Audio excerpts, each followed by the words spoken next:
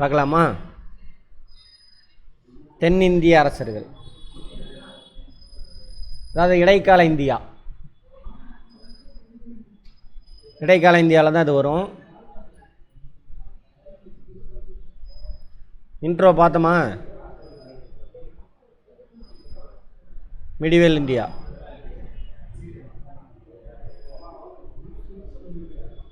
Medieval இந்தியாவில் early medieval first part introduction பார்த்த ஞாபகம் இருக்கா?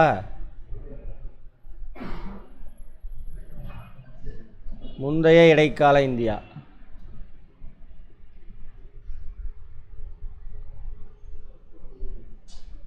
இதில் யார் வருவாங்கன்னு பார்த்தோம்.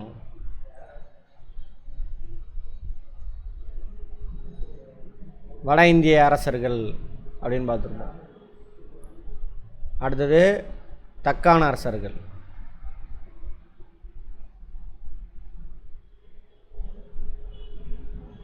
இங்கிலீஷில் டெக்கான் கிங்டம்ஸ்.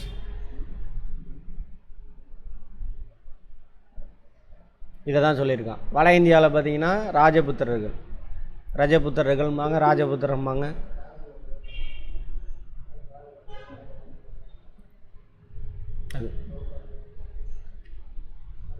தக்கான அரசர்கள் யார் யார் வருவாங்க? சாளுக்கியர்கள். சாளுக்கியர்கள் யார் யார் வருவாங்க? Very good. மேலை சாளுக்கியர்,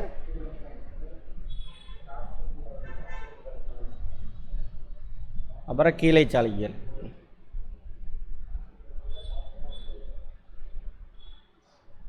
கீழே சாளுக்கியர் இந்த பக்கம் இருப்பாங்க, மேலை சாளுக்கியர் இங்கே. மேலைனா மேற்குன்னு அர்த்தம். மேலை சாளுக்கியரில் ரெண்டு, முற்கால மேலை சாளுக்கியர்,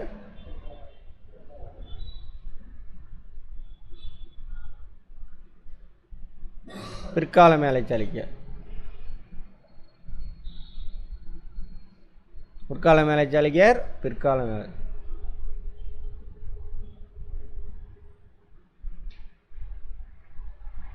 இந்த முற்கால மேலை சாளுக்கியர் இந்த பாட்டில் இருக்கிறவங்க, அதிலிருந்து நடுவில் கொஞ்ச நாள் யார் வருவா?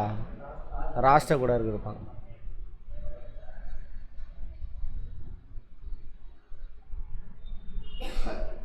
அப்புறம் பிற்கால மேலை சாளுக்கியர்லேருந்து மூணாக பிரிஞ்சிருவாங்க. யாதவர்கள், காக்காத்தியர்கள், வைசாளர்கள்.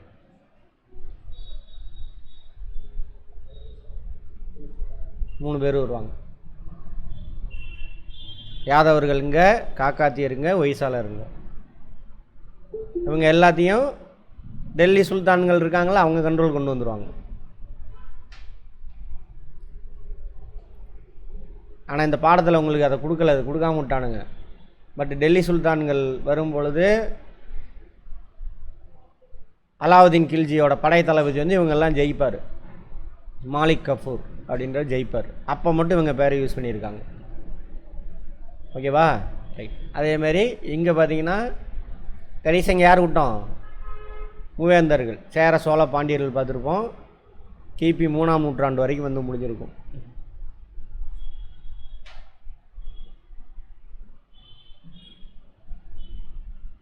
மூணாம் நூற்றாண்டுலேருந்து 6ஆம் நூற்றாண்டு வரைக்கும் கலபரர்கள் காலம்.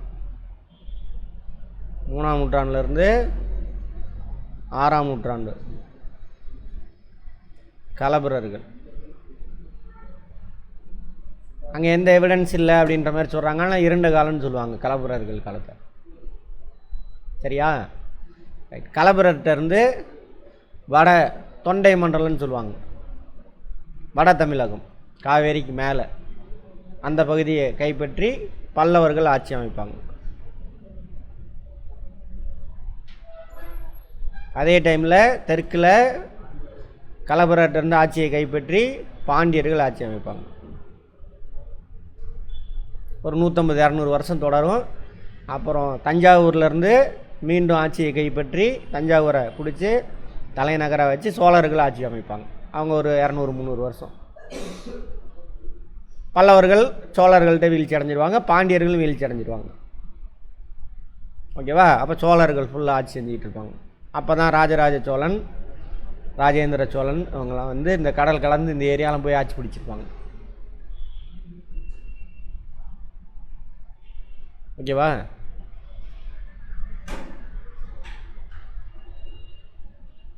அப்புறம் மீண்டும் சோழர்கள் வீழ்ச்சி அடைஞ்சு பாண்டியர்கள் ஆட்சி பிடிப்பாங்க. பாண்டியர்கள்ட்ட தான் நாடு இருக்கும். பாண்டியர்கிட்ட இருந்து தான் டெல்லி சுல்தான்களுக்கு போயிடும். டெல்லி சுல்தான்கள் இருக்காங்களே, பாண்டியர்கள் சோழர்கள் வீழ்ச்சி அடைஞ்சிருவாங்க, பாண்டியர்கள் தான் இருப்பாங்க. பாண்டியர்கிட்டருந்து யார்கிட்ட போயிடும்? டெல்லி சுல்தான்களுக்கு போயிடும். பாண்டிய நாட்டில் வாரிசுரிமை போர் நடந்துக்கணும். நீ யார் அடுத்த ராஜா அப்படின்னு சொல்லிட்டு பிரச்சனை நடந்துகிட்டு இருக்கும். அப்போ ஒரு குரூப்புக்கு போய் அந்த டெல்லி சுல்தானுடைய மாலிக் கஃபூர் வராலும் எங்கெல்லாம் ஜெயிச்சுட்டு வந்திருப்பான். யாதவர்கள், காக்காத்தியர், வைசாளர்கள். அப்படியே இங்கே வந்து ஒரு குரூப்புக்கு ஹெல்ப் பண்ணி அவனை ராஜாவை ஆக்கிட்டு போயிடுவான். அப்போ இதிலேருந்து பாண்டியர்கள் யார் கண்ட்ரோலுக்கு போயிட்டாங்க? டெல்லி சுல்தான்கள் கண்ட்ரோலுக்கு போயிடுவாங்க. அவ்வளோதான். இப்போ இதில் நம்ம என்னென்ன பார்க்க போகிறோம்னா, சாளுக்கியர்கள், பல்லவர்கள், ராஷ்டிரகூடர்கள். சரியா? சாளுக்கியர்களும் ராஷ்டிரகூடர்களும் இங்கே இருப்பாங்க.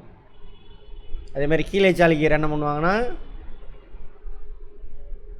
ராஜேந்திர சோழனுடைய மகளை இங்கே கல்யாணம் பண்ணி கொடுத்துருப்பாங்க கீழே சாளுக்கியருக்கு. அப்புறம் ராஜேந்திர சோழனுக்கு அப்புறம் இங்கே ஆண் வாரிசு இருக்கார். அவனோட மகளை கல்யாணம் பண்ணி கொடுத்தாங்களே, அவனுக்கு ஒரு பையன் இருப்பான். அவனை பிடிச்சிட்டு வந்து இங்கே ஆட்சி செய்ய வச்சுருவாங்க. அதான் குலோத்துங்க சோழன். அப்போ சாளுக்கிய சோழ மரபு உருவாகும். ஃபுல்லாக ஆட்சி செய்வான். என்ன இந்த பாடத்தில் 6th டேர்ம் 3 லாஸ்ட் லெசனு இடைக்கால இந்தியாவிலேருந்து எதாவது கொடுத்துருக்கானுங்க? சாளுக்கியர்கள், அப்புறம் ராஷ்டிரகூடர்கள், பல்லவர்கள், அவங்கள கொடுத்துருக்காங்க. என்னென்ன பண்ணாங்க, ஏது நடந்தது அப்படின்னு பார்ப்போம். அதாவது 6ஆம் நூற்றாண்டுலேருந்து வச்சுக்கோங்க, 6லேருந்து ஒரு 8ஆம் நூற்றாண்டு வரைக்கும் நடந்த விஷயங்கள். இந்த டைமில் தான் என்ன நடக்கும்னு பார்த்தேன். முற்கால இடைக்கால இந்தியாவில் என்ன நடந்திருக்கும்? சமயத்தில் என்ன நடந்திருக்கும்? பக்தி இயக்கம்னு ஒன்று வந்திருக்கும். கடவுள் பேரை சொல்லி ஒரு குரூப்பு நோகாமல் நோம்பி கும்பிட்டுட்டு இருந்தானுங்க. மக்கள் எல்லாத்தையும் அடிமை வச்சுருந்தானுங்க. அதிலேருந்து வெளியில் எடுத்துகிட்டு வந்தது யார்? புத்த மதமும் சமண மதமும். மீண்டும் புத்த மத சமண மதத்தை தந்திரமாக வீழ்ச்சி அடைய வச்சுட்டு ஆட்சியை இவங்க கண்ட்ரோலுக்கு ராஜாவெல்லாம் கொண்டு வருவானுங்க. கொண்டுட்டு வந்து உருவ வழிபாடு இதெல்லாம் வந்துடும். அன்றைக்கே சொல்லியிருப்பேன் இதோட அவுட்லைன். கடவுள் உருவம் ஒன்று உருவாக்கி, இதாம்பா கடவுள், நீ கடவுள்கிட்ட அன்பு காட்டின அப்படின்னு என்ன பண்ணுவ? மோட்சம் அடைவ அப்படின்னு மாற்றிடுவானுங்க. அதுதான் இன்றைக்கி வரைக்கும் தொடருது பக்தி இயக்கம். அப்போ கடவுள் மேலே லவ் வச்சோன்னா ராஜா என்ன பண்ணுறாரு? காதலன் என்ன பண்ணணும்? காதலிக்கு எதாவது செஞ்சு கொடுக்கணும்ல. அதுதான் கோயிலெலாம் கட்டுறது. அது ஃபஸ்ட்டு யாரோட கோயிலை பிடிச்சிக்குவானுங்க? புத்த சமண மதத்துக்கு அவங்க கோயில் தான். அதுதான் குடைவரை கோயில் எல்லாம் வாங்கிக்குவானுங்க. ராஜாவை வச்சு மிரட்டி உருவிடுவானுங்க. சரியா? பார்ப்போம். அப்போ பக்தி இயக்கத்தில் அந்த சமயங்கள் இப்போ தான் வைணவம் சைவம் உருவாகுது. இந்து மதம்லாம் ஒன்றும் கிடையாது. வைணவம் சைவம். வைணவனா பெருமாள் கும்பிட்றவங்க. சைவனாக்கா சிவன் அவன் ஃபேமிலி, சிவன், முருகன், பார்வதி, அவங்களாம் சைவம். சரியா? பார்ப்போம். தென்னிந்திய அரசர்கள், சவுத் இண்டியன் கிங்டம்ஸ். 7ஆம் நூற்றாண்டின் தொடக்கத்தில், 6ஆம் நூற்றாண்டு முடிஞ்சு 7ஆம் நூற்றாண்டு. வடக்கே அரசருடைய ஆட்சியின் சமகாலத்தில், அரசர் பார்த்தோம்ல அங்கே அரசர் தானே, 7ஆம் நூற்றாண்டு தானே அது. அதான் சொல்கிறாங்க. தொலைதூர தென்பகுதியில் காஞ்சிபுரத்தை தலைநகராக கொண்டாண்ட பல்லவ அரசர்கள் கட்டுப்பாட்டின் கீழ் வந்தன. பல்லவர்களுடைய தலைநகரம் இது காஞ்சிபுரம். சரியா? கேள்வி எல்லாமே ஸ்டேட்மெண்ட்டில் கூட கேட்பான். அரசர் அங்கே ஆட்சி செய்யும் பொழுது இங்கே யார் ஆட்சி செஞ்சா அப்படின்னு. தென்னிந்தியாவில் பல்லவர்கள். சோழ பாண்டிய அரசுகளின் பகுதிகளையும் உள்ளடக்கியதாக இருந்தது. சோழர்களும் பாண்டியர்களும் அப்போது தங்கள் பகுதிசார் ஆற்று சமவெளி பகுதியில் அரச வம்சங்களாக உருவாகி கொண்டிருந்தார்கள். அவங்க ஏரியாவுக்கு ராஜாவை உருவாகிட்டு இருக்காங்க. யார் யார்? சோழர்களும் பாண்டியர்களும். பேரரசாக உருவாகலை, வாரிசு இருந்திருக்காங்க, அவ்வளோதான். அவங்கவுங்க ஆற்று சமவெளி. சோழனுடைய ஆற்று சமவெளி அது காவிரி. சரியா? பாண்டியர்களுடைய ஆட்டு சமவெளி இது. வைகை. மதுரையில் என்ன இருக்குது? மதுரை எந்த நதிக்கரையில் இருக்குது? வைகை நதிக்கரையில் தான். அதான் சொல்கிறாங்க. மத்திய மற்றும் கிழக்கு தக்கான பெரும்பகுதி வாதாபி சாளுக்கியரிங்கில் இருந்தது. மற்றவள தெற்கு இங்கே வாதாபி அவங்களுடைய தலைநகர். சாளுக்கியனுடைய தலைநகர் வாதாபி அல்லது பாதாமி. சாளுக்கியருக்கு பின்னாடி யார் வரா? ராஷ்டிரகூடர்கள். அதாவது முற்கால மேலை சாளுக்கியருக்கு பின்னாடி வந்தால் யார்? ராஷ்டிரகூடர்கள்.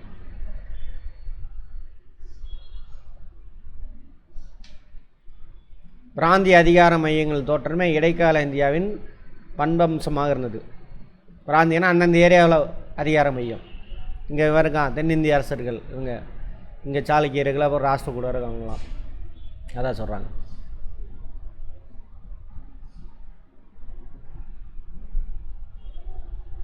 மௌரியர் குப்தர்கள் மாதிரி பெரிய பேரரசு இல்லை, அந்தந்த ஏரியாவில் ராஜா இருந்துக்கிட்டாங்க அப்படின்ற மாதிரி சொல்கிறாங்க.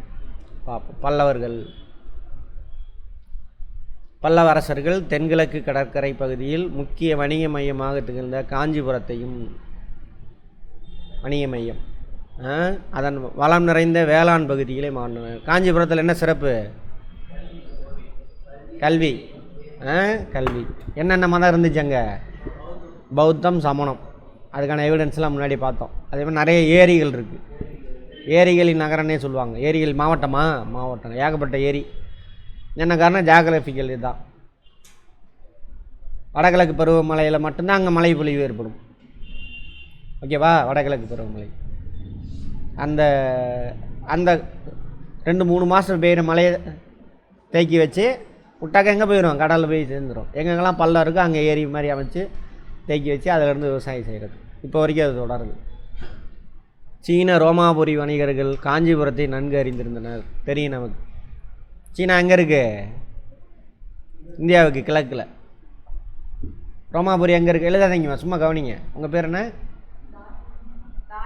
தாரணி. கதையை மாதிரி கவனிங்க, எழுதாதீங்க. அப்புறம் எழுதிக்கலாம். இந்த பக்கம் ரோம், கிரேக்கம் எல்லாம் இருக்குது. அவங்க எல்லாம் இதை பற்றி நம்ம முன்னாடி பேசியிருக்கோம்.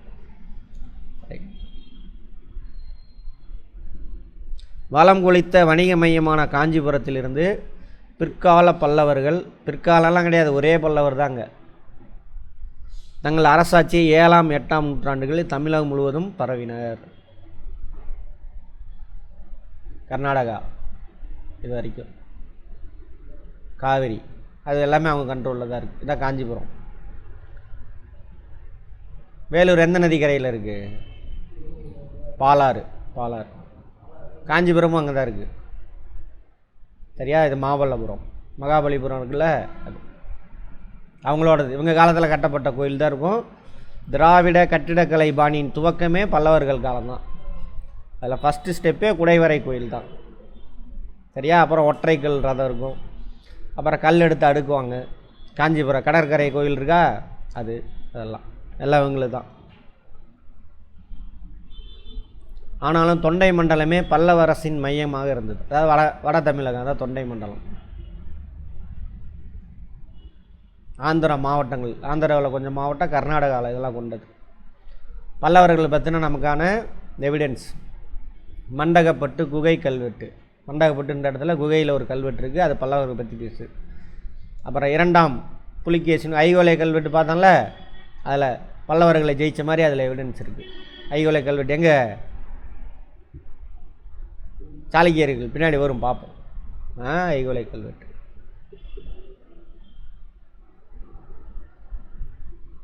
காசக்குடி செப்பேடு பல்லவர்களை பற்றி பேசுது. அதுபோக மத்த விலாச பிரகசனம், அவந்தி சுந்தரி கதை, கலிங்கத்து பரணி, பெரிய புராணம், நந்தி கலம்பகம், இதெல்லாம் வந்து பக்தி இலக்கியங்கள். இதெல்லாம் இதில் எல்லாத்துலேயும் பல்லவர்களை பற்றி பேசியிருக்காங்க.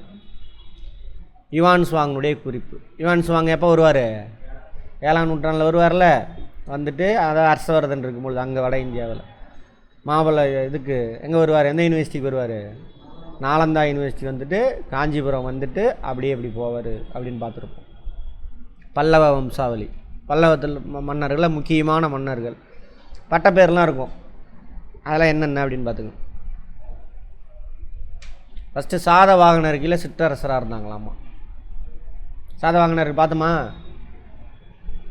என்ன மதத்தை பின்பற்றினாங்க அவங்க? வேத மதம். சமண சாதவாகனர்கள். இரண்டாம் சிம்மவர்மனின் மகனான சிம்ம விஷ்ணு, இரண்டாம் சிம்மவர்மனுடைய மகன் சிம்ம விஷ்ணு, நோட் பண்ணிக்கங்க. 550 வாக்கில் 6ஆம் நூற்றாண்டு. களப்பிரர்களை அழித்து கேட்பாங்க, யார் களப்பிரர்களை அழித்தது? மூவேந்தர்களுக்கு அப்புறம் தமிழ்நாட்டில் களப்பிரர்கள் தான் ஆட்சி செய்வாங்க. அவங்கள வீழ்ச்சி அடைய வச்சு ஆட்சி அமைக்கிறான் யார்? சிம்ம விஷ்ணு. அவங்க அப்பா யார்? சிம்மவர்மன். சிம்மவர்மன் யார் கீழே சிற்றரசராக இருக்கான்? சாதவாகனர் கீழே சிற்றரசராக இருக்கான்.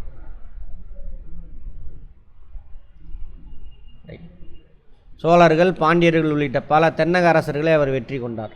சிற்றரசராக இருக்காங்க அவர் கீழே, பல்லவர்கள் கீழே. யார்? பாண்டியரும் சரி சோழரும் சரி. அவருடைய மகன் முதலாம் மகேந்திரவர்மன் மிக திறமையாக வாய்ந்த அரசராக இருந்தார். யார்? சிம்ம விஷ்ணுவோட பையன் முதலாம் மகேந்திரவர்மன். அவருக்கு பின்னாடி முதலாம் மகேந்திரவர்மனுடைய பையன் தான் யார்? முதலாம் நரசிம்மவர்மன். அடுத்து இரண்டாம் நரசிம்மவர்மன், அவருக்கு இன்னொரு பேர் ராஜசிம்மன். இவங்கெல்லாம் முக்கியமான அரசர்கள். பல்லவ மன்னர்களில் கடைசி அரசர் அபராஜிதன். அபராஜிதன் இவங்கெல்லாம் முக்கியமான அரசர்கள் சொல்லி முடிச்சிருக்காங்க. அவ்வளோதான். முதலாம் நரசிம்மவர்மனின் படைத்தளபதி பரஞ்சோதி. அவருக்கு இன்னொரு பேர் என்னது? சிறு தொண்டர் அப்படின்னு. 63 நாயன்மார்கள். யார் நாயன்மார்கள்? சைவம், சிவன் குடும்பத்தை போற்றி, சிவனை போற்றி பாடிட்டு சுற்றிட்டு தெரியக்கூடிய சாமியார்கள். சரியா? 63 நாயன்மார்கள். சரி, அதில் சிறு தொண்டர் யாரோட படைத்தளபதி? முதலாம் நரசிம்மவர்மனுடைய படைத்தளபதி.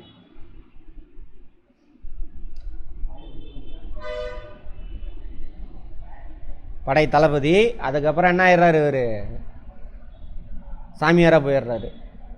அப்போ வாதாபிக்கு, வாதாபியில் யார் இருப்பாங்க? சாளுக்கியர்கள் ஆட்சி செஞ்சிட்டு இருப்பாங்க. அப்போ வாதாபி நோக்கி இங்கேருந்து படையெடுத்து அங்கே போவாங்க.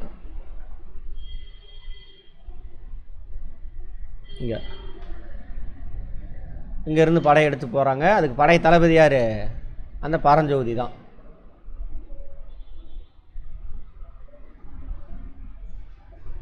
சரியா? கேள்வி அதெல்லாம். மகேந்திரவர்மன் 600லேருந்து 630 வரைக்கும் இருக்கார். ஃபஸ்ட்டு சமண மதத்தை, சரியா, சமண மதத்தை தான் ஃபாலோ பண்ணிகிட்டு இருப்பாங்க. அப்புறம் தான் பின்னாடி சைவத்துக்கு மாறுறாரு. அப்பருக்கு இன்னொரு பேர் என்ன? திருநாவுக்கரசர். 63 நாயன்மார்களில் 3 பேர் சிறப்பானவங்க. அதில் ஒருத்தர் இவர். சரியா? மகேந்திரவர்ம பல்லவன் சமண மதத்தை தான் பின்பற்றிட்டு இருக்கான். யாருனால அவர் சைவத்துக்கு மாறுறாரு? அப்பர்,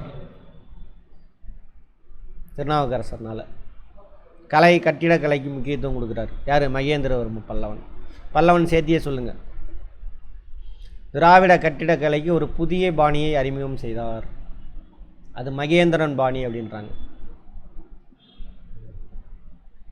கேட்பாங்க, மகேந்திரன் பாணி எந்த இதோட தொடர்புடையது? திராவிட கட்டிடக்கலை இருக்கு இல்லையா, அதோடு தொடர்புடையது.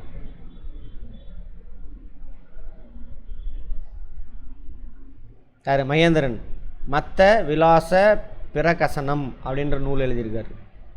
அதுக்கு பேர் என்னவாமா? குடிகாரர்களின் மகிழ்ச்சின்னு அர்த்தமா. மத்த விலாச பிரகசனம் அப்படின்னு சமஸ்கிருத மொழியில் எழுதியிருக்காங்க. சமஸ்கிருதம் உள்ளே பூந்துருச்சிங்க பக்திக்கு, அதனால தானே வருது. ஆமாம். இந்த நாடகம் பௌத்தத்தை இழிவுபடுத்தும் வகையில் உள்ளது. ஏன்னா புத்த மதம், சமண மதம் இருக்குல்ல, இந்த ராஜாக்களை பிடிச்சி தான், அந்த ராஜாக்களை வச்சு தான் அந்த புத்த மத சமண மத துறையெல்லாம் என்ன பண்ணுவாங்க? ஏமாற்றி கழுவேற்றுவாங்க. கழுவேற்றுதல்னு சொன்னால் நாங்கள் முன்னாடியே ஒரு பென்சில் மேலே உயரமாக மரத்தை ஒன்று செதுக்கி வச்சுட்டு அதில் தூக்கி உட்கார வச்சுருவாங்க. ட்ரெஸ் இல்லாமல் இந்த சாமியாரெலாம் தூக்கி. அது மாதிரி ஆயிரக்கணக்கான பேர் கொண்டுருவானுங்க. அதில் தப்பிச்சு ஓடினவர் தான் யார்? போதி தர்மன்லாம் தப்பிச்சு ஓடி போயிடுவார். சீனாவுக்கு ஓடி போயிடுவார். பொங்கடா அப்படின்ட்டு. அந்த பாடத்திலே சொல்லுவாங்க பாருங்க, 7ஆம் நூற்றாண்டில் தென்னகத்திலிருந்து வந்தார் அப்படின்னு அந்த 7ஆம் வரியில் சொல்லுவாங்க போதி தருவனை பற்றி சொல்லும் பொழுது. மகேந்திரவர்மனுடைய காலத்தில் மேலை சாளுக்கிய அரசன் 2ஆம் புலிகேசி, 23ஆம் புலிகேசி பார்க்குறோம்ல, அதுமாதிரி 2ஆம் புலிகேசி மேலை சாளுக்கிய மன்னன். அவர் கூட பக்கத்து நாடு இல்லை, நாடு பிடிக்கிறது அரசனோட வேலை, அதனால் மாற்றி மாற்றி சண்டை போட்டுட்டு இருப்பானுங்க.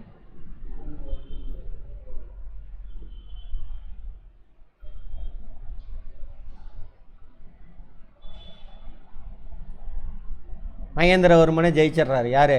2ஆம் புலிகேசி. அவருடைய மகன் 1ஆம் நரசிம்மவர்மன்.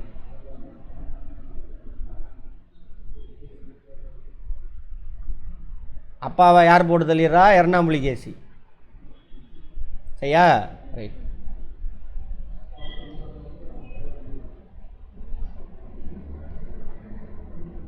அந்த 2ஆம் புலிகேசி அவனுடைய பையன் 1ஆம் நரசிம்மவர்மன் அவர் சாகடிச்சிருவார். சாகடித்து தலைநகர்லாம் போய் கைப்பற்றி எல்லாம் கேட்பாங்க, பார்த்துக்காங்க 2ஆம் புலிகேசியை போட்டுதல்னது யார்? சரியா? மகேந்திரவர்மன்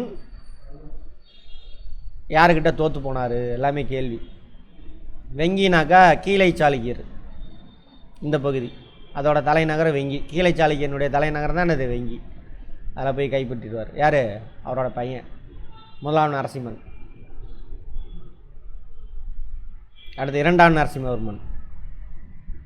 அவருக்கு இன்னொரு பேர் தானே ராஜசிம்மன். சீனாவுக்கு தூதுக்குள்ளே அனுப்புகிறாரம்மா.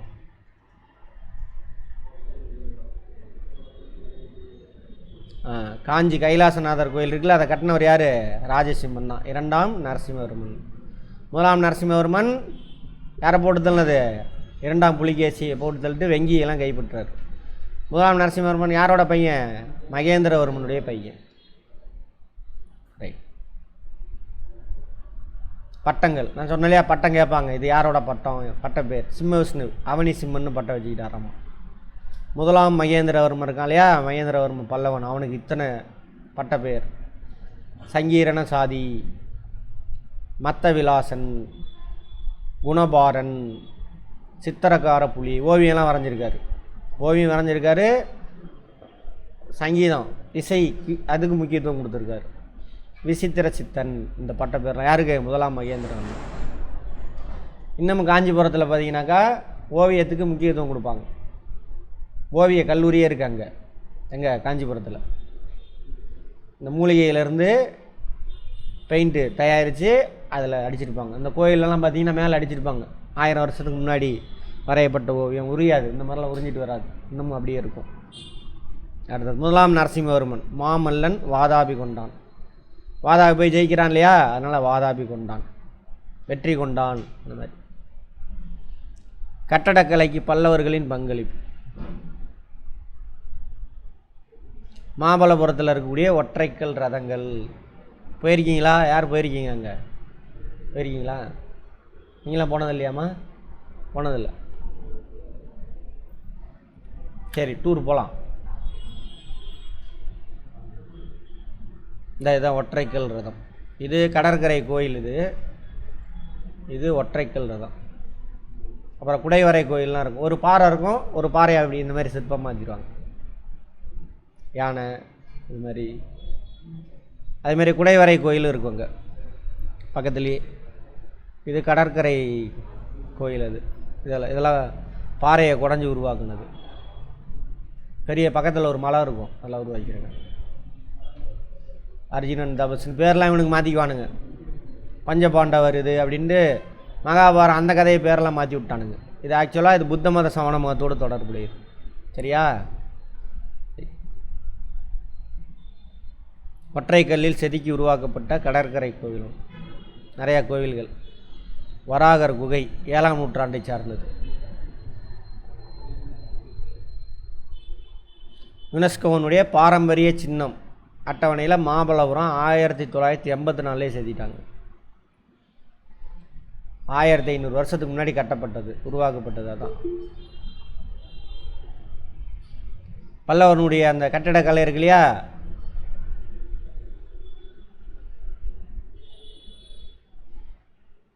மொத்தம் 3 பாணி. மகேந்திரன் பாணி. குடைவரை கோயிலாம் மகேந்திரன் பாணி. ஒற்றைக்கல் ரதங்கள் மாமல்லன் பாணி. சரியா? கட்டுமான கோயில்கள் பாறையை வெட்டி எடுத்துகிட்டு போய் கட்டுறாங்களா, அது ராஜசிம்மன் பாணி, நந்திவர்மன் பாணி. இவங்க 2 பேருமே செஞ்சுருப்பாங்க. அதனால் கேட்பாங்க, மேட்ச் த ஃபாலோயிங்கில் கேட்பாங்க, பார்த்துக்கோங்க. மகேந்திரவர்மன் பாணி.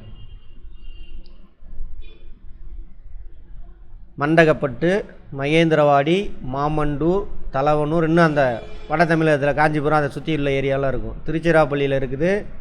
வல்லம், திருக்கழுக்குன்றம், சீயமங்கலம், அங்கெல்லாம் இருக்குது குடைவரை கோயில். இதெல்லாம் பாறையை குடைஞ்சு இந்த மாதிரி உருவாக்கிறோம். எதுக்காக உருவாக்குறாங்க குடைஞ்சு? அந்த முனிவர்கள் தங்கிறதுக்கு, அந்த சாமியாருங்க யார் யார், சமண புத்த மத துறவிகள் தங்கிறதுக்காக உருவாக்கணும். அடுத்து மாமல்லன் பாணி. பஞ்சபாண்டவர் ரதம்ட்டானுங்க. 5 ரதங்கள். ஒன்றும் இல்லை, 5 சிற்பம் இருக்கும் மெயினாக. 1 2 3 4 5 தேர் மாதிரி இருக்கா, அது போக யானை இதெல்லாம் இருக்கும்.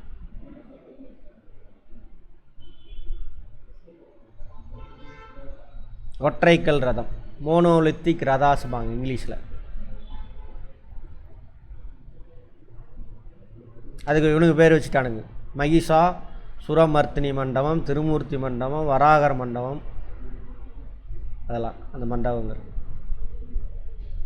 யார் கட்டினது? மாமல்லன் பாணி. ஒற்றைக்கல் ரதம்லாம் மாமல்லன் பாணி. அவ்வளோதான்.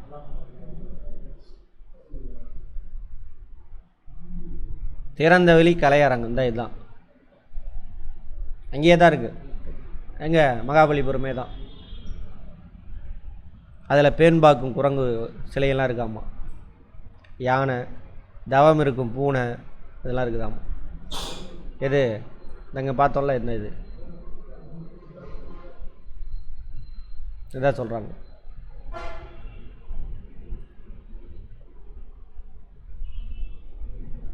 அது ஏதோ ஒரு சிலை, இவங்க சிவபெருமானு பேர் வச்சுட்டானுங்க.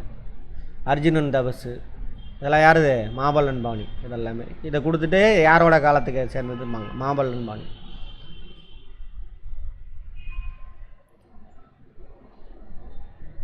உலகில் செதுக்கப்பட்ட திறந்தவெளி சிற்பங்களில் மிக பெருசாமாது எது? இது. ஏகப்பட்ட சிலை இருக்குது அதில். இதாக இருக்குது. அடுத்து ராஜசிம்மன் பாணி. 2ஆம் நரசிம்மவர்மன். கட்டுமான கோயில் இவர் தான் உருவாக்குறாரு. காஞ்சி கைலாதனார் கோயில் அப்போ கட்டினது பாருங்கள், 1400 வருஷத்துக்கு முன்னாடி கட்டினது. வெறுங்க கருங்கல். அப்போ சிமெண்ட் இதெல்லாம் கிடையாது. சுண்ணாம்பு கூட வச்சு பேசியிருக்க மாட்டானுங்க, எடுத்துறது அடுக்கி வச்சுருப்பானுங்க. அப்படி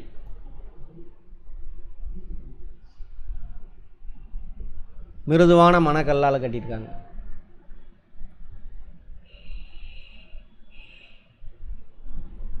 அதுக்கு இன்னொரு பேர் ராஜ சிம்மேஸ்வரம் அப்படின்றாங்க.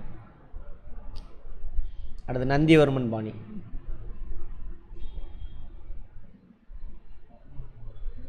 அதே மாதிரி வைகுண்ட பெருமாள் ஆலயம், அவர் சிவனுக்கு ஆலயம். இது கைலாசநாத ஆலயம் வந்து சிவனுக்கு. வைணவம் வந்துருச்சு இப்போது காஞ்சிபுரத்தில். வைகுண்ட பெருமாள் ஆலயம் கட்டினவர் யார்? நந்திவர்மன். இது சுண்ணாம்பு வச்சு கட்டியிருப்பாங்க.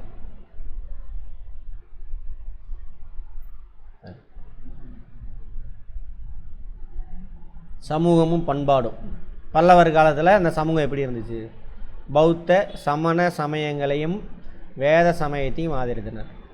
ஃபஸ்ட்டு இவங்க 2 தான் இருந்துச்சு, 2ஐயும் காலி பண்ணிவிட்டு இது வந்துடும், வேத சமயம் வந்துடும்.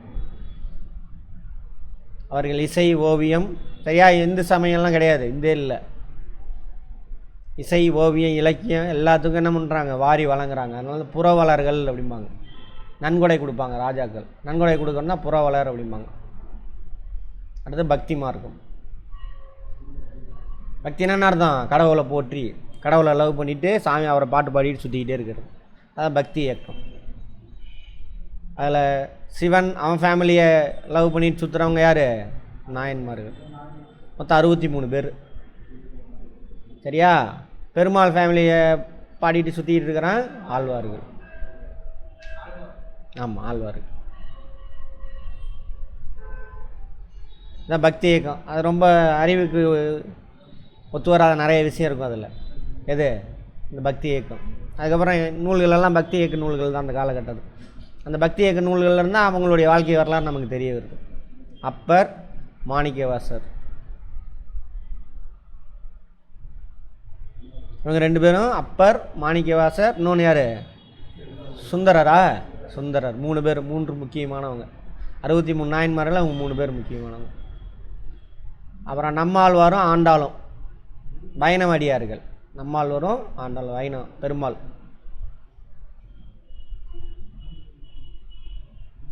இவங்க சமஸ்கிருதத்துக்கு முக்கியத்துவம் கொடுக்க மாட்டாங்க, தமிழ்லே பாட்டு பாடுவாங்க. இந்த ஆழ்வார்கள் நாயன்மார்கள் இருக்காங்களே, தமிழில் பாடுவாங்க. சமஸ்கிருதத்தை வச்சு தான் அந்த சாமியை உருவாக்குறானுங்க. ஆனால் இவங்களே இந்த திராவிட குஞ்சுகள்பாங்க. இவங்கெல்லாம் பெண்கள்லாம் கலந்துக்கிறாங்க சமய கூட்டங்கள். அதுக்கு முன்னாடி சமய விஷயத்தில் பெண்கள் வர முடியாது இல்லையா, பெண்கள்லாம் கலந்துக்கிறாங்க. பௌத்தம் சமணத்தோட போட்டி நடக்குது பயங்கரமாக. அப்போ தான் என்ன பண்ணுவாங்க, இந்த சாமியாருங்கெல்லாம் என் மதம் தான் பெருசு அப்படின்னு 2 பேருக்கு போட்டி நடக்கும். அப்போ 2 பேரும் பேசுவோம் அப்படின்ட்டு ஒரு மாலையை போட்டுட்டு பேசுவாங்க. யார் கழுத்தில் போட்டிருக்க மாலை சீக்கிரம் வாடுதோ அவன் தோற்று போயிட்டான். சரியா? அப்போ அவனை தூக்கி கழுவேற்றி கொண்டுருவாங்க. அப்படி தான் நிறையா பௌத்த சமண சாமியார்கள்லாம் நிறையா போட்டு தள்ளிடுவாங்க. அப்புறம் இவங்க மதத்தை பற்றின எழுதின ஓலைச்சுவடி, அவங்க மதத்தை பற்றி எழுதின ஓலைச்சுவடி, 2ஐயும் தண்ணியில் போடணும். எது தண்ணி போகிறதுக்கு ஆப்போசிட்டில் போகுதோ அவன் மதம் ஜெயிச்சிச்சு, தண்ணியில் போகிறது தோத்துச்சு. அப்படி என்ன பண்ணுவாங்க, நிறைய சமண பௌத்த துறைகளை காலி பண்ணிடுவானுங்க. அப்புறம் நெருப்பில் போட்டு எரிக்கிறது ஓலைச்சுவடியை. யார் ஓலைச்சுவடி எரிஞ்சு போகுதோ அவனுக்கு சக்தி இல்லை, கடவுள் சும்மா டம்மி அப்படின்னு சொல்லிட்டு அப்படி ஒரு போட்டி. இது எல்லாத்துலேயும் இவனுக்கு தந்திரமாக ஜெயிச்சிடுவானுங்க. இவனுங்க வேத மதத்தை இருக்கான்ல சைவ வைணவம், அந்த சாமியாருங்க வந்துட்டு வாடாமல் இருக்கிற பூவை போட்டுட்டு உக்காந்துக்குவானுங்க தந்திரமாக. இவனுக்கு வாடுற பூவை கொடுத்துருவான், ஈஸியாக வாடிடும், பாடி டெம்பரேச்சர்லேயே வாடிடும். அந்த மாதிரி பூவை கொடுத்து தந்திரமாக ஜெயிப்பானுங்க. அதே மாதிரி ஒரு வேர் இருக்குது, இப்படி வளைஞ்சு வளைஞ்சிருக்குமாம்மா, அதில் ஓலைச்சுவடியை கட்டி அதை தூக்கி போடுவான். அது என்ன பண்ணும், அதை வளைஞ்சு வளைஞ்சிருக்கலாம், தண்ணி ஓடுறதுக்கு ஆப்போசிட்டில் அந்த வேர் போகுமா.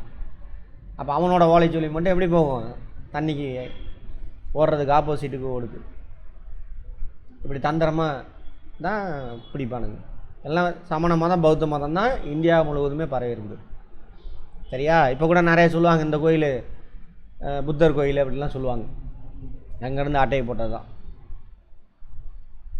ஏன் அவ்வளோ தூரம்? அந்த திருச்சி ஸ்ரீரங்கம் கோயில் இருக்குல்ல, அதுக்கு பார்த்திங்கன்னா அங்கே தஞ்சாவூர்லேயே இங்கேயே ஒரு புத்தர் கோயில் இருந்திருக்கு, அங்கே தங்க சிலை இருந்திருக்கு. அதை தீடிட்டு வந்து அதை உருக்கி தான் அதை கட்டினாங்க அப்படின்னு சொல்லி சொல்லுவாங்க. வரலாறுல எல்லாமே எவிடன்ஸ். பௌத்தமும் சமணமும் படிப்படியாக வீழ்ச்சி விட்டன. கல்வி இலக்கியம் யார்? பல்லவர்கள் காலத்தில். காஞ்சியில் இருந்த கடிகை மடாலயம் அல்லது கல்வி மையம் பல்லவர் காலத்தில் புகழ் பெற்று விளங்கினது. ஆமாவா? காஞ்சிபுரத்தில் கடிகைக்கு தான் யார் வருவா? யுவான் சுவாங் வருவார்.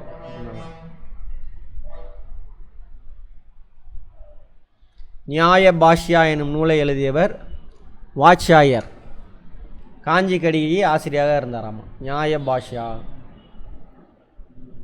எழுதினவர் யார்? வாட்சாயர். எங்கே இருந்திருக்காரு? காஞ்சிபுரத்தில் இருந்திருக்கார். தென்னிந்திய ஓவியங்கள் குறித்த ஆய்வேடான தட்சிண சித்திரம் 1ஆம் மகேந்திரவர்மனின் ஆட்சி காலத்தில் தொகுக்கப்பட்டது. தட்சிண சித்திரம் யார் காலத்தில் தொகுத்தாங்க அப்படின்னு கேட்பாங்க. ஃபேக்ட் நோட் பண்ணிக்கோங்க. தண்டி அலங்காரம் இருக்குல்ல,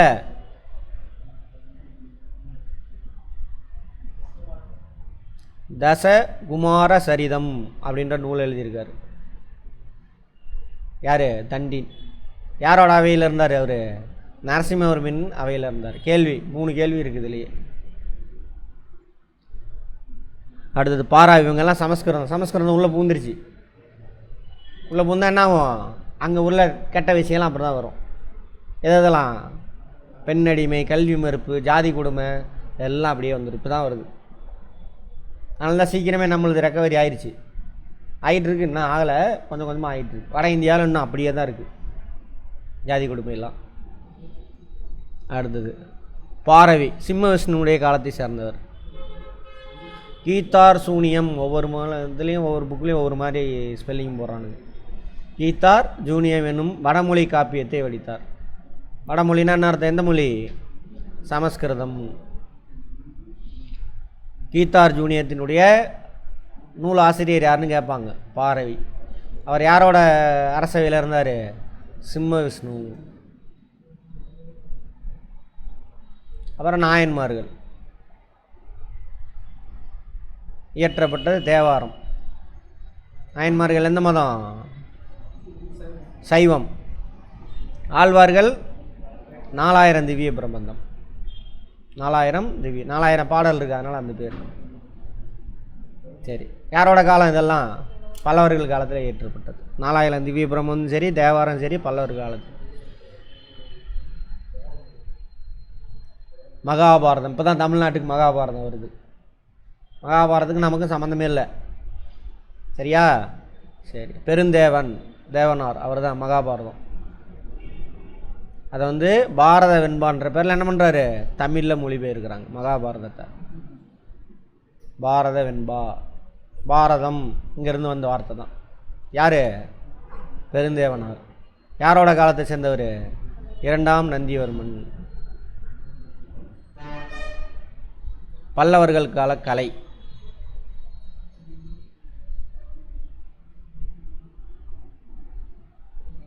இசை கல்வெட்டு அங்கெல்லாம் இருக்காமா. குடுமியான் மலையில், திருமயம், இதெல்லாம் அங்கே புதுக்கோட்டையில் இருக்குது.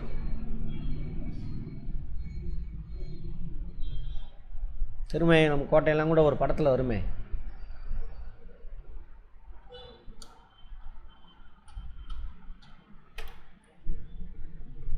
இதான் இதை சுற்றிலும் இருக்கும். குடைவரை கோயில் இருக்கும், எல்லாமே இருக்குது. அப்புறம் கட்டுமான கோயிலெலாம், பெருமாள் கோயிலெலாம் இருக்குங்க. சிவன் இருக்கும் அங்கே. இங்கே பாருங்க, இது பார்த்திங்கன்னா பாறை எப்படி மேலே போய் செதுக்குனானுங்கன்னு தெரியல. உள்ளே குடைவரை ஓட்டை போட்டு இது பண்ணி உள்ளே ஒரு சிவலிங்கம் இருக்குது.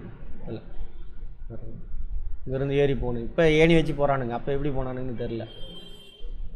அதெல்லாம்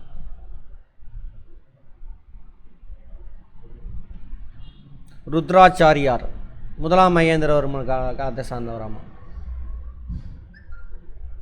நடமாடும் வகையில் நிறைய சிற்பங்கள் இருந்திருக்கு. இசை கல்வெட்டுகள் எல்லாமே இருந்திருக்கு. இதோட யார் ஓவர்? பல்லவர். இதில் உள்ள ஃபேக்டெல்லாம் கேட்பாங்க. அப்படியே +1 +2 எடுத்து பாருங்கள். +1 இருக்கும் பல்லவர்கள், எடுத்து பார்த்துருங்க. அதில் உள்ள ஃபேக்ட் ஆட் பண்ணிங்கன்னா போதும். அடுத்து சாளுக்கியர்கள். எங்கே இருக்காங்க சாளுக்கியர்கள்? தக்காணம்.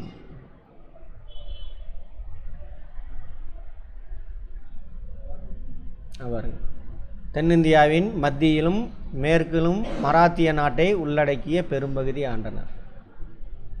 இந்த ஏரியா சாளுக்கியர் ஃபுல்லாகவே இருந்துச்சு. இது ஃபுல்லாக இருக்கும். அதுக்கப்புறம் 2ஆம் புலிகேசி அவனோட தம்பி இந்த பக்கம் இந்த பகுதிக்கு ஆளுநராக போடுவான். அவனோட தம்பியை அவன் தனி நாடாக, 2ஆம் புலிகேசி இறந்தவொடனே அவன் தனி நாடாக போயிடுவான். அதான் கீழே சாளுக்கியர். மேலை சாளுக்கியர்லேருந்து பிரிஞ்சவங்க தான் யார்? கீழே சாளுக்கியர். இப்போ மேலை சாளுக்கியர். மேலை சாளுக்கியரில் யார்? அங்கே 3 போட்டிருக்கு பாருங்க. அவர்களின் தலைநகர் வாதாபி. ஃபஸ்ட் இருக்காங்கள்ல அவங்க தான் வாதாபி. அப்புறம் அங்கேருந்து பிரிஞ்சு போயிடுறான்ல இவன் கீழே சாளு. இவனுடைய தலைநகரை வெங்கி. வெங்கி ஆண்ட கீழே சாளுக்கியர். அப்புறம் முற்கால மேலே வாலாபி தலைநகரை வச்சுருக்காங்கள்ல, அதுக்கப்புறம் அவங்கள வீழ்ச்சி அடைய வச்சுட்டு யார் வந்துடுவாங்கன்னு பார்த்தோம்? ராஷ்டிரகூடர்கள் வருவாங்க. திரும்ப ராஷ்டிரகூடர்களை வீழ்ச்சி அடைய வச்சுட்டு திரும்ப யார் வராங்க? சாளுக்கியர் வருவாங்க. அப்போ அவங்களுடைய தலைநகரம் கல்யாணி. பிற்கால மேலை சாளுக்கியர். இது முற்கால மேலை சாளுக்கியர். அந்த ஃபஸ்ட் நாள் இன்ட்ரோடக்ஷன் பார்த்துருங்க. ரைட்.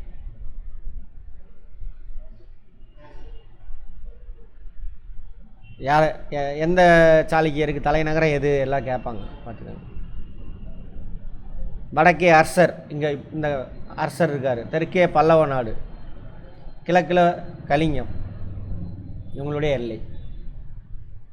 சரியா? இந்த இடம் கலிங்கம், அர்சர், இங்கே பல்லவர்கள். கேட்பாங்க, ஸ்டேட்மெண்ட்டில் கேட்பாங்க. இந்த சாளுக்கியர் பற்றின சான்றுகள், கல்வெட்டு மங்களேசனின் வாதாபி குகை கல்வெட்டு. மங்களேசன் அவர் உருவாக்கின ஒரு பெயர். காஞ்சி கைலாசநாதர் கோயிலில் ஒரு கல்வெட்டு இருக்குது. இவர் எதுக்கு காஞ்சி கைலாசநாதர் கோயிலுக்கு வந்திருக்கணும்? பல்லவர்கள் வந்து தோக்கடிக்கிறாங்களா போர், அதனால்.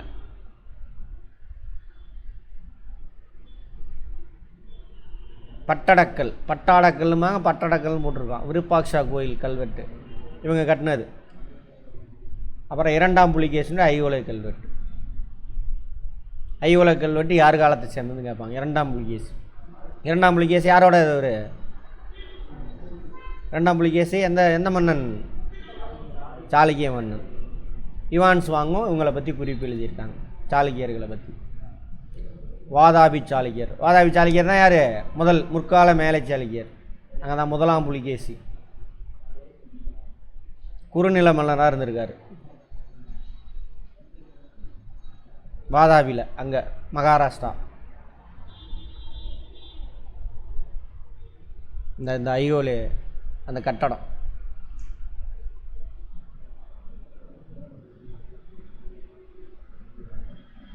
கர்நாடகாவில் மேகுதி கோயிலில் உள்ளதாம் இந்த ஐஹோலை கல்வெட்டு. யாரை பற்றி பேசுது?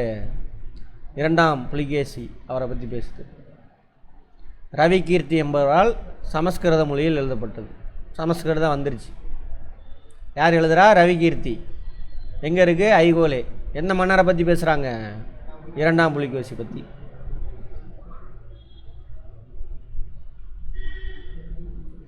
இந்த கல்வெட்டு மெயினாக யாரை பற்றி பேசுது?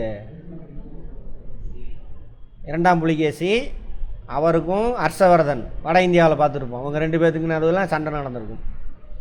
அதில் 2ஆம் புலிகேசி ஜெயிச்சிருப்பார் அப்படின்னு அதில் எழுதியிருக்கு. எழுதினவர் யார்? ரவி கீர்த்தி. இவர் கிருஷ்ணா துங்கபத்ரா நதிகளுக்கு இடைப்பட்ட பகுதி.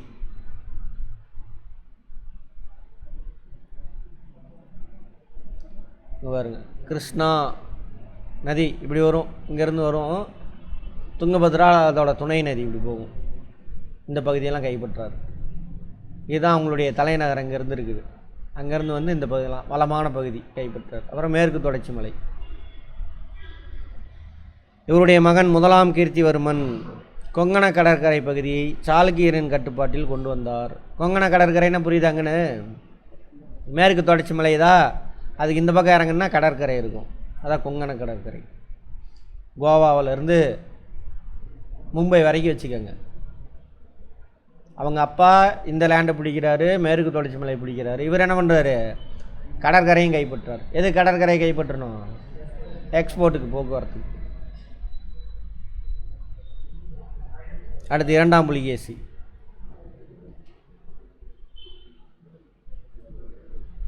முதலாம் புலிகேசி. அதுக்கப்புறம் அவனுடைய பையன் யார்?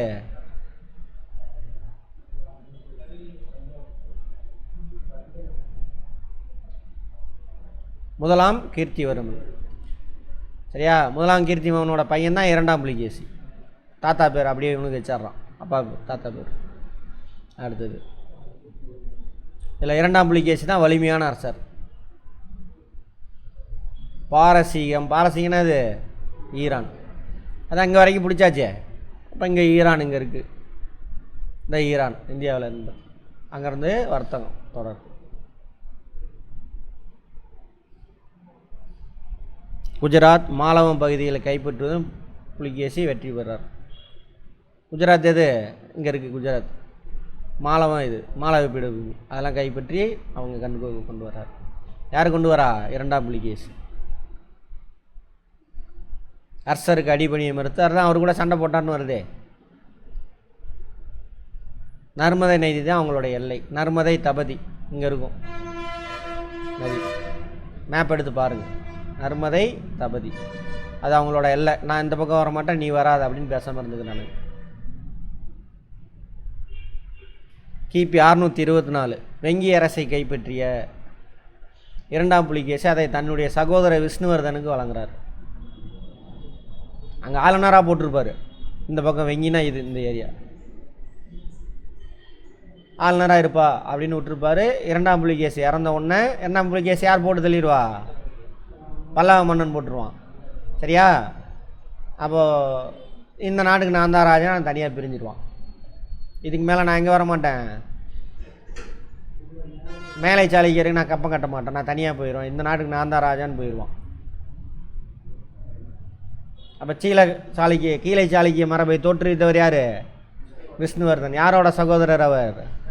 இரண்டாம் புலிகேசினுடைய சகோதரர்.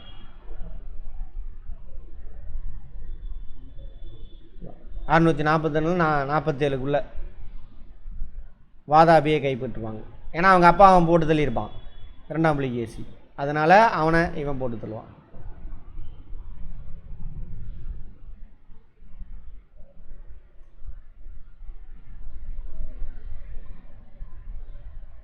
திரும்ப அதுக்கு பழி வாங்கிறதுக்கு என்ன பண்ணுறானுங்க, மீண்டும் சாளுக்கியர் வந்து முதலாம் விக்ரமாதித்தன் அப்புறம் இரண்டாம் விக்ரமாதித்தன் காஞ்சிபுரத்தை வந்து கைப்பற்றுவானுங்க. இவன் வாதாபியை சேதப்படுத்தினானுங்களே போய் அதுக்கு பதிலாக.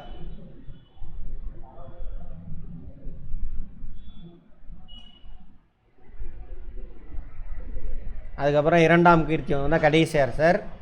அவனை பதவியிலேருந்து தூக்கிட்டு தண்டி துர்க்கா ஆட்சிக்கு வந்துவார். இது வேறு வம்சம். இவங்களுடைய பரம்பரை ராஷ்டிரகூடாஸ் அப்படிம்பாங்க. தந்தி துர்க்கர். ராஷ்டிரகூட மரபை தோற்றுவித்தவர் யார்? எங்கே? முதலாம் மேலை சாளுக்கிய மரபை வீழ்ச்சி அடைய வச்சு ஆட்சியை கைப்பற்றுவார் தந்தி துர்க்கா. அப்போ தான் ராஷ்டிரகூட மரபு. அப்புறம் ராஷ்டிரகூட மரபு கொஞ்ச நாள் ஆட்சி செஞ்சிட்டு இருப்பாங்க.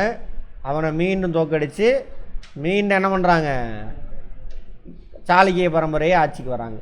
ஸோ அவங்க தான் பிற்கால மேலை சாளுக்கியர்.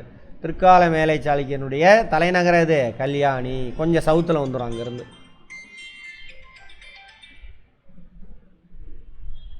கொஞ்சம் அங்கேருந்து சவுத்து நோக்கி வந்துடும். கல்யாணி ஆண்ட மேலை சாளுக்கியர். இவ்வளோ ஃபேக்டரை கொடுத்து வச்சுட்டு இருக்கிறானுங்க.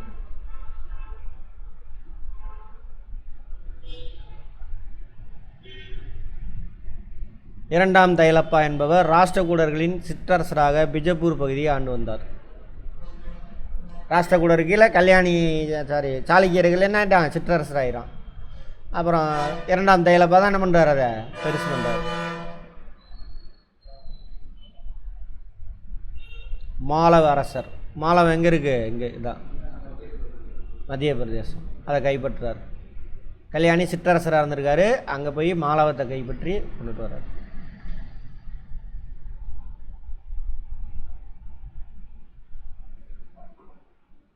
பேரரசாக மாறுது சோமேஸ்வரன் அவருடைய தலைமையில். தலைநகரை மானிய கேட்டால் தான் ஃபஸ்ட் தலைநகரம். அதை கல்யாணிக்கு மாற்றுறாரு. அதிலிருந்து பிற்கால மேலை சாளுக்கியனுடைய தலைநகரம் இது கல்யாணி. படிக்கும்பொழுது இப்படியே பாருங்க, கல்யாணியை ஆண்ட பிற்கால மேலை சாளுக்கியர் அப்படியே படிங்க.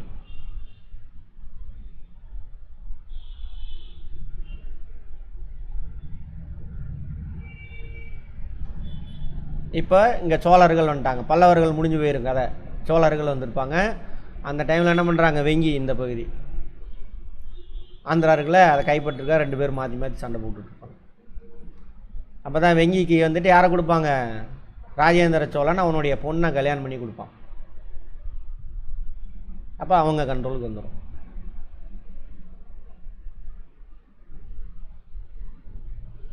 ஆறாம் விக்ரமாதித்யரின் காலத்தில் வடக்கே நர்மதை ஆற்றுக்கும்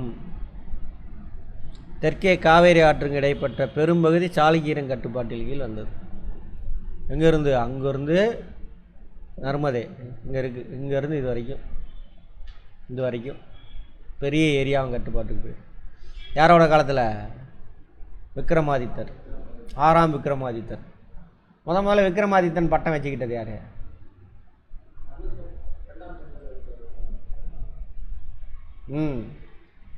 மௌரியர்கள் குப்தர்கள் காலத்தில் தான் விக்ரமாதித்தன் ஒரு பேர் அந்த பட்டம். சாளுக்கியர்களின் பங்களிப்பு. பிரேக் எடுத்துக்கிறீங்களா? போயிட்டு வந்து பார்ப்போம்.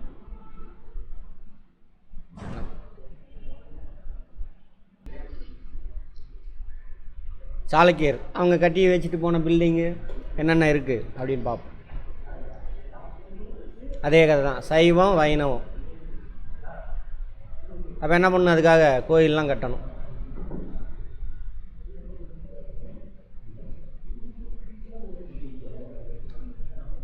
வெசாரா அது ஒரு டைப்பு, நம்மளது மாதிரி இருக்குது, திராவிட பாணியில் இருக்காது, அது ஒரு டைப்பு கோபுரம்.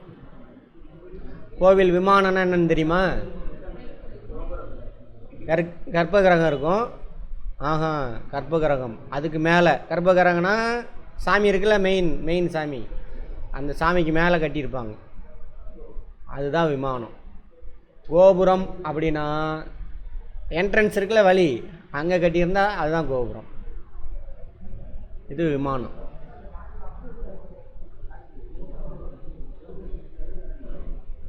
ரெண்டோட கலப்பு வெசாரா. நம்ம தென்னிந்திய பாணி, அதாவது நம்ம திராவிட பாணி இருக்குல்ல, அது வட இந்தியா, ரெண்டு கலந்து கலவை இப்படி கட்டியிருக்காங்க.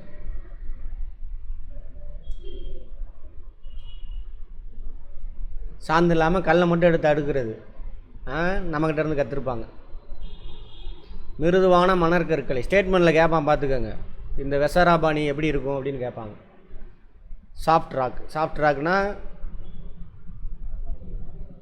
இக்னியஸ் ராக்குன்னு படிச்சிருப்போம், அதெல்லாம் நான் ஹார்ட் ராக்கு, கடினமான பாறை. சாஃப்ட் ராக்னா மண் அழுந்தி, அதாவது படிவு பாறை அப்படி வச்சுக்கோங்க. செடிமெண்ட்ரி ராக், அது சாஃப்டாக இருக்கும். குடைவரை கோயில் ஏகப்பட்டது இருந்திருக்கு. சிவன் விஷ்ணு அதான் இவங்க தானே, எது சைவம் வைணவம் இருக்குல்ல, அப்போ அவங்களுக்கு தான். ஐகோல் அந்த பில்டிங் பார்த்தோம்ல, இதெல்லாம் நிறைய கோயில் பயன்பாட்டில் இல்லாமல் இருக்குது. வாதாபி, பட்டாடக்கல், இதெல்லாம் இங்கெல்லாம் இருக்குது நிறைய. மகாராஷ்டிரா, கர்நாடகா பக்கம் போனீங்கன்னா இந்த கோயில் எல்லாம் இவங்க காலத்தில் பெரும்பாலும் சாளுக்கியர்கள், ராஷ்டிரகூடர்கள் அவங்க காலத்தில் கட்டினது தான்.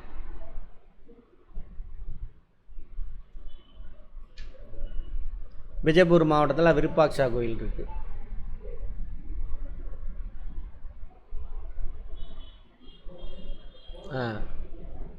விஷ்ணு வாதாபியில் விஷ்ணு கோயில், அங்கே தலைநகரங்களில் முற்கால மேலை சாளுக்கியர் தலைநகர். அங்கே விஷ்ணு கோயில் யாரோட காலத்தில் கட்டியிருக்காங்க? மங்களேசன் அவர்களை கட்டது.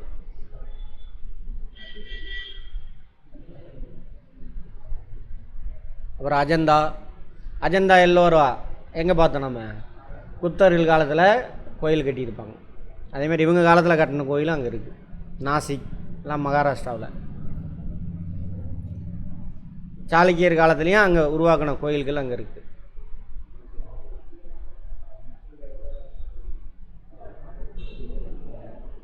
வாதாபில் குகை கோயில்கள். வாதாபி பாதாமின்னு சொல்லுவாங்க, வாதாபின்னு சொல்லலாம், பாதாமின்னு சொல்லலாம்.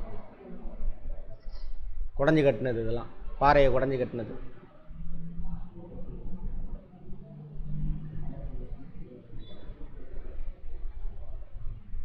அங்கே இருக்குது வாதாபியில். வராகா, நரசிம்மன், வாமனன், குள்ள கடவுள் குள்ளனா மாதிரி வருவார்ல, அந்த காட்சி. அதெல்லாம் இதெல்லாம் உங்களுது வாதாபியில். யார்? சாளுக்கியர் காலத்தில்.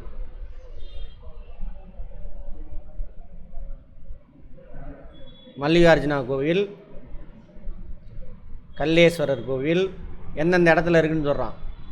குருவப்பட்டியில் மல்லிகார்ஜுனா கோவில், பகலின்ற இடத்துல கல்லேஸ்வரர் கோயில்.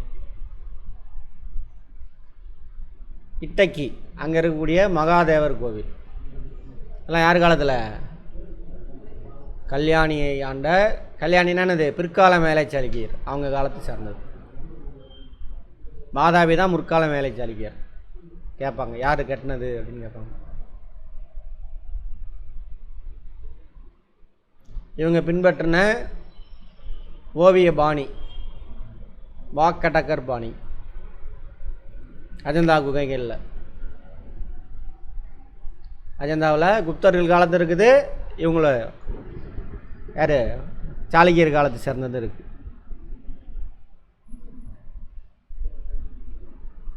இரண்டாம் புலிகேசி யாரை வரவேற்றிருக்கான்? பாரசீக மன்னரை. பாரசீகனா இது ஈரான், பார்த்துருப்போம். அது வரைக்கும் குஜராத் வரைக்கும் பிடிச்சி வச்சுருக்கான். பக்கத்தில் தான் ஈரான், அங்கேருந்து கடல் வெளியே வந்துட்டு போகிறாங்க. அந்த காட்சி எங்கே இருக்குது? அஜந்தாவில். பட்டடக்கல் கர்நாடகாவில் இருக்குது. ஒரே இடத்துல 10 கோயில் இருக்காமா. 4 வட இந்திய பாணியான நகரா பாணியிலும்,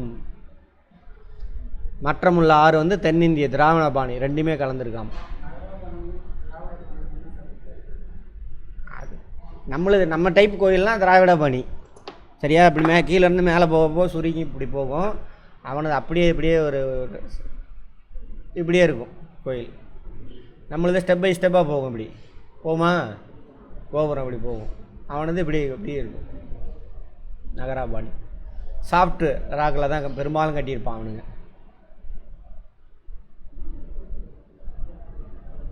இது நம்மளுது.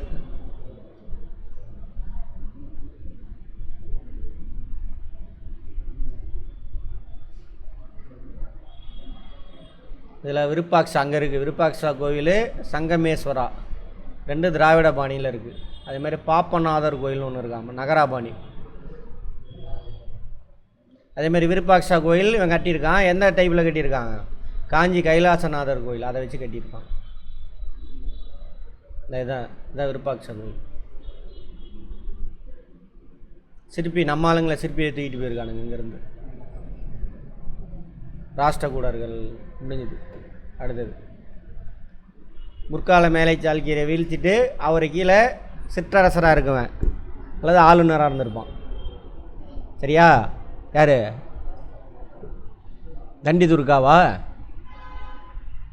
ராஷ்டிரகூடர்கள் தக்காணத்தை மட்டுமல்லாது தூர தெற்கு பகுதிகளையும் கங்கை சமவெளிகளையும் 8ஆம் நூற்றாண்டு முதல் 10ஆம் நூற்றாண்டு வரை ஆட்சி புரிந்தனர்.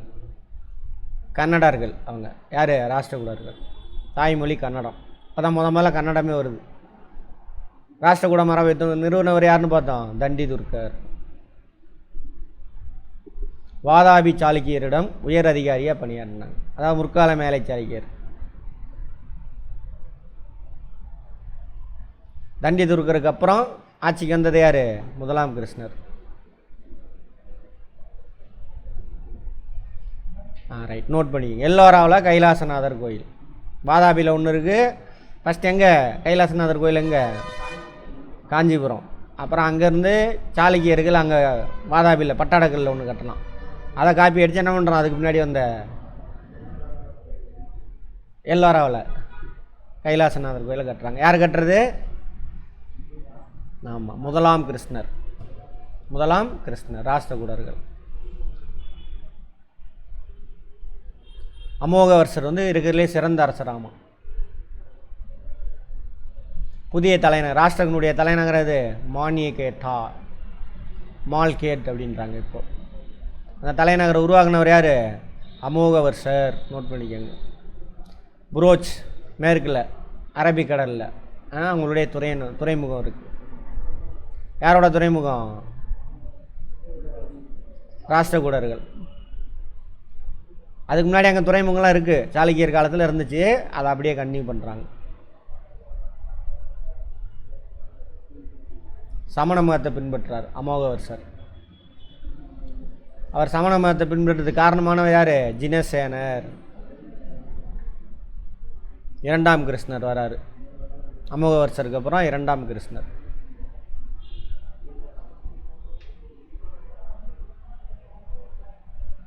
வல்லம் அப்படின்ற இடத்துல வேலூர் மாவட்டத்தில் இருக்காமா. பராந்தக சோழன் அவரை தோக்கடிக்கிறார். 10ஆம் நூற்றாண்டு. பராந்தக சோழன். ராஜராஜ சோழன்லாம் அப்புறம் தான் வருவான். பல்லவர் போயிட்டாங்க. பல்லவருக்கு அப்புறம் யார் வந்துட்டாப்பா? சோழர்கள் வந்தாங்க. 3வது கிருஷ்ணா திறமையான கடைசி அரசராமா. அதுக்கு முன்னாடி திறமையானவர்னா யார்? அமோகவர்ஷர். ராஷ்டிரகூடர்களே தலைச்சர்னா அமோகவர்ஷர். திறமையான கடைசி அரசர் ராஷ்டிரகூடர்கள் யார்? 3வது கிருஷ்ணா. தக்கோலம்பூர் தற்போதைய வேலூர் மாவட்டம். தஞ்சாவூரை கைப்பற்றார். கேட்பாங்க, தக்கோலம்பூர் யாருக்கும் நடந்தது? ராஷ்டிரகூடர் 3ஆம் கிருஷ்ணாவுக்கும் எங்கள் சோழர்களுக்கு நடுவில்.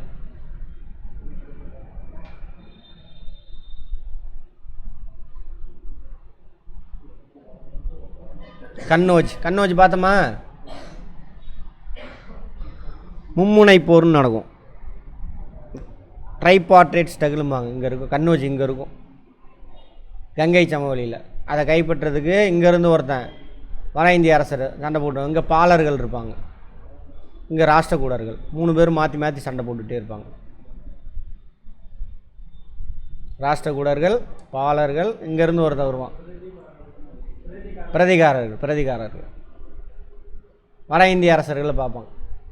பிரதிகாரர்கள் 3 பேர் மாற்றி மாற்றி சண்டை போட்டுட்டு இருப்பாங்க. அதான் மும்முனை போர், ட்ரைபார்ட்ரேட் ஸ்ட்ரகிள் அப்படிம்பாங்க. ராஷ்டிரகூடர்கள் சண்டை போடுறாங்க, அதாங்க போட்டிருக்காங்க. ராமேஸ்வரத்தில் கிருஷ்ணேஸ்வரர் கோயிலை கட்டினார். ராமேஸ்வரம் இருக்குல்ல, இப்போ இன்னும் இருக்குது அந்த கோயில். இங்கே நாட்டை சரியான வழியில் வைத்திருந்த கடைசி அரசர் 3ஆம் கோவிந்தர். அதிகாரம் வீழ்ச்சி அடைஞ்சது. ராஷ்டிரகூடர்களின் ஒரு 150 வருஷம் வச்சுக்கோங்க. இங்கே கைலாசநாதர் எல்லோரா கோயில், எல்லோராவில் இருக்கக்கூடிய இது குடைவரை கோயில். ஆக்சுவலாக காஞ்சி கைலாசநாதர் ஸ்டைலில் தான் இருக்கும். பாருங்கள், கோபுரத்தை பார்த்தா தெரியும். கோபுரன்ற விமானம். ராஷ்டிரகூடர்கள் என்ன மொழி? கன்னடம். கவிராஜ மார்க்கம் கன்னட மொழியில் முதல் கவிதை நூல் எழுதினவர் யார்? அமோக வர்ஷா.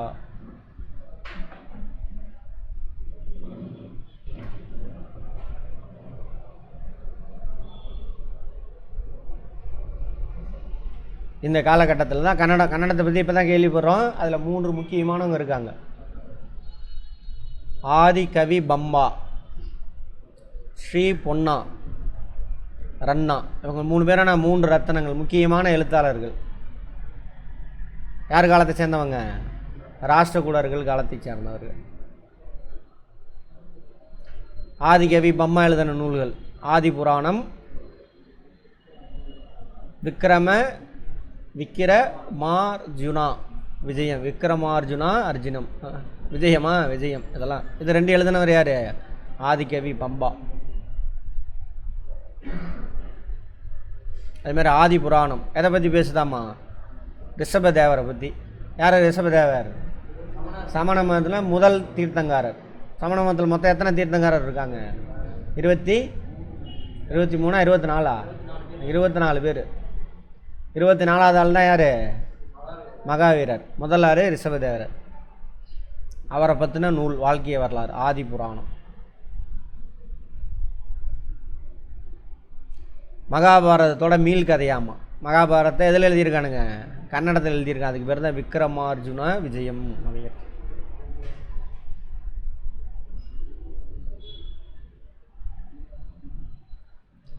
சாளுக்கிய அரசர் அரிகேசரி, அவர் காலத்தை சேர்ந்தவர் தான் யார்? பம்பா. அவர் அரிகேசரியை தான் அர்ஜுனன் பாத்திரத்தில் எழுதியிருப்பாராமா, அந்த ராஜா அரிகேசரி. கலை மற்றும் கட்டடக்கலை.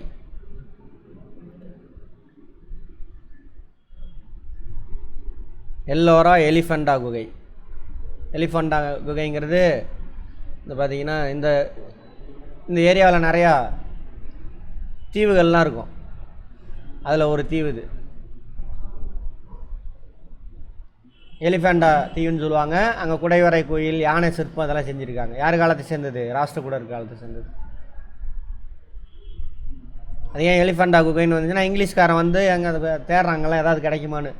அப்போ உள்ளே போனோன்னே ஒரு யானை இருந்திருக்கு, அதனால் அதுக்கு பேர் எலிஃபண்டா குகைன்னு வச்சுட்டான். அங்கே உள்ள சிற்பங்கள், கோயில்கள், குடைவரை கோயிலெலாம் யார் காலத்தை சேர்ந்தது? ராஷ்டிரகூடர்கள்.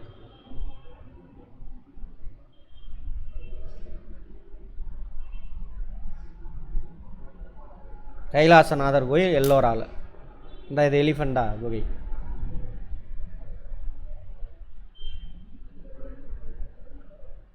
எல்லோராவில் பாருங்கள், குப்தர்கள் காலத்தில் நிறையா குடைவரை கோயில் இருக்குது. அதில் ஒரு குடைவரை கோயில் தான் இது கைலாசநாதர் கோயில். யார் காலத்தை சேர்ந்தது? ராஷ்டிரகூடர்கள் காலம். ராஷ்டிரகூடர்கள் 3ஆம் கிருஷ்ணன் அவருடைய ஆட்சி காலத்தில்.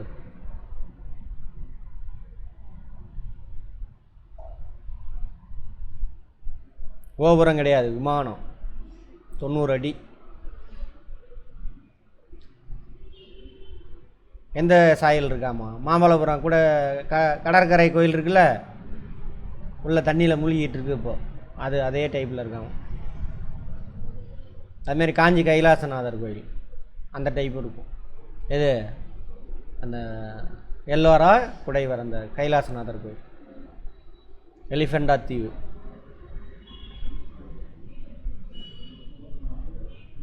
அந்த தீவுக்கு பேர் ஸ்ரீபுரி. லோக்கல் பீப்புள் வச்சுருக்கிறது. இங்கிலீஷ்காரன் வச்சே தானே அது எலிஃபெண்டா குகை. போர்ச்சுகீசியரா? இங்கிலீஷ்காரன் இல்லை, போர்ச்சுகீசியர். ஃபஸ்ட்டு மேற்கு கடற்கரையை பிடிச்சிருக்கிற போர்ச்சுகீசியர் தான் பிடிச்சிருப்பாங்க. பார்ப்போம், ஐரோப்பியர் வருகையில் பார்ப்போம். கேட்பான், யார் எலிஃபெண்டான தீவுன்னு பேர் வச்சதுன்னு கூட கேட்பான், போர்ச்சுகீசியர்.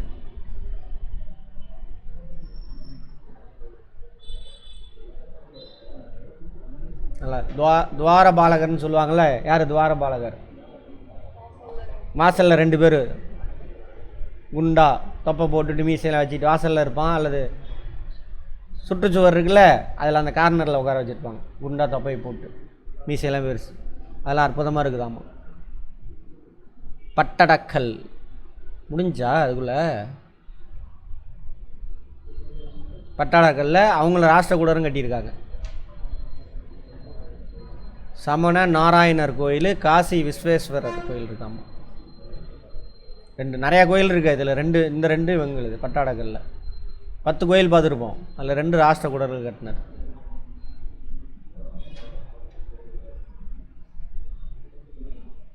உலக மண்ணாளி எந்த நூற்றாண்டு? 7ஆம் நூற்றாண்டுலேருந்து ஒரு 8, 9ஆம் நூற்றாண்டு வரைக்கும். மாபெரும் லேஷன், சீனான்னு நினைக்கிறேன். டாங் அரச வம்சத்தினால் கட்டப்பட்டதாம் சீனாவில். புத்தர் சிலை. பாக்தாத் இஸ்லாமிய பேரரசின் நகரம். ஈராக்கில் தான் இருக்கும். அப்பயே இஸ்லாம் மதம் வந்திருக்கும் அந்த டைமில். அங்கே இஸ்லாம் மதம் பார்த்திங்கன்னா 6ஆம் நூற்றாண்டுலேயே முகமது நபி வந்திருப்பார். அப்பயே இஸ்லாம் மதம் தோன்றிடும். எங்கே? அரேபியாவில் தோன்றும் இஸ்லாம் மதம். இங்கே இருக்கும் அரேபியா. இது ஈரானா? ஈராக் இங்கே வரும். இது பார்த்திங்க அப்படின்னா பாரசீக வளைகுடா வரும். இது பாக்தாத். இங்கே தான் இஸ்லாம் மதம் உருவாகி இஸ்லாம் மதத்தை எல்லோரும் பின்பற்ற ஆரம்பிப்பாங்க. அப்படி அப்போ அவங்க இஸ்லாம் ராஜா வந்து இங்கே ஆட்சி செஞ்சுருப்பான். பாக்தாத் அதான் அந்த நகரத்தை உருவாக்கியிருக்காங்க ஈராக்கில். கீழ்கண்டவர்கள் வைகுண்ட பெருமாள் கோயிலை கட்டியவர் யார்? எங்கே இருக்குது வைகுண்ட பெருமாள்? காஞ்சிபுரத்தில். Very good. யார்? தந்திவர்மனா நந்திவர்மனா? 2ஆம் நந்திவர்மன். 1ஆம் மகேந்திரவர்மன் சூட்டி கொண்ட பட்டங்கள் 3 கரெக்டா? 2ஆம் புலிகேசி வெற்றியை குறிக்கிறது எது? ஐகோல் கல்வெட்டு. பாறை குடைவரை கோயிலை செதுக்கும் முறையிலிருந்து கற்களை கொண்டு கட்டுமான கோயிலை கட்டும் முறை ஏற்பட்டதை பல்லவர் கலை உணர்த்துகிறது. சரி இருக்கு. காஞ்சிபுரத்தில் கைலாசநாதர் கோயில் பல்லவர்கள் கலை மற்றும் கட்டட கலைக்கு சிறந்த எடுத்துக்காட்டு. கரெக்டா? அதுவும் கல் வச்சு கட்டுறது தான். ரைட், 2மே சரி.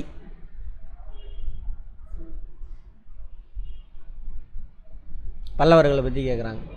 இவருடைய ஆட்சியில் அப்பரால் இயற்றப்பட்ட தேவாரம் முதல் தமிழ் இலக்கியங்களும் செலுத்தொருங்கியன. கரெக்டா? ஓகே, பல்லவர் காலத்தை தான். 1ஆம் மகேந்திரவர்மன் மத்தவிலாச பிரகசனம் எனும் நூலின் ஆசிரியர். சரியா? ரைட்டா? 2 கரெக்ட். ராஷ்டிரகூட வம்சம் குறித்து கீழ்காணும் கூற்று. இப்படி தான் கேட்பாங்க ஸ்டேட்மெண்ட்டில். போலீஸ் எஸ்ஐலுமே ஸ்டேட்மெண்ட் வருது இப்போலாம். அடுத்தது, இவ்வம்சத்தை நிறுவியவர் யார்? தந்தி. ராஷ்டிரகூட வம்சத்தை தந்தி திருக்கிற அவர் நிறுவார். கடைசியாவா? அவர் தான் உருவாக்குவார். அமோகவர்சர் கவிராய மார்க்கத்தை எழுதியார். கரெக்டா? 1ஆம் கிருஷ்ணர் எல்லோராவில் கைலாசநாதர் கோயிலை கட்டினார்.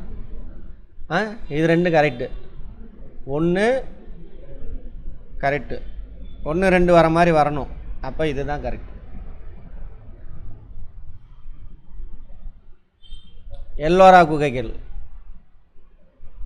மாமல்லபுரம் எலிஃபண்டா குகை, பட்டாடக்கல் எது சரியான இணை அல்ல. ரைட், இதுதான் இணை அல்ல.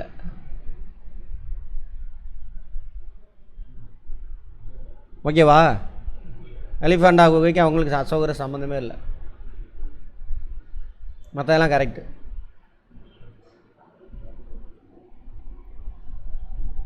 அடுத்தது தவறான இணை.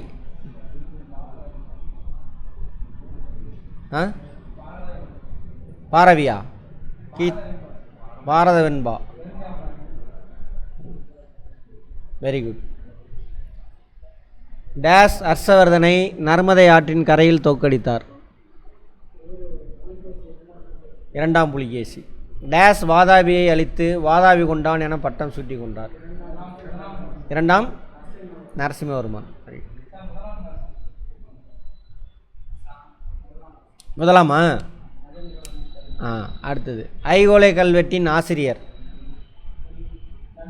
ரவிகீர்த்தி. Very good. டேஸ் முதலாம் நரசிம்மவர்மன் படைத்தளபதி ஆவார். யாரு? சிறுதொண்டர். அவரோட இன்னொரு பேர் என்ன? பரஞ்சோதி. அடுத்தது டேஸ் டேஸ் ஆகிய இடங்களில் உள்ள இசை கல்வெட்டுகள். இசை கல்வெட்டு எங்கெங்கே பார்த்தோம்? பல்லவர் காலத்தை சேர்ந்தது தானே? ஆமாம், அதை பார்த்து எழுதிக்கங்க. பல்லவர்கள் பொறுத்துக்க தானே? ரைட். கீழே சாளுக்கியர்,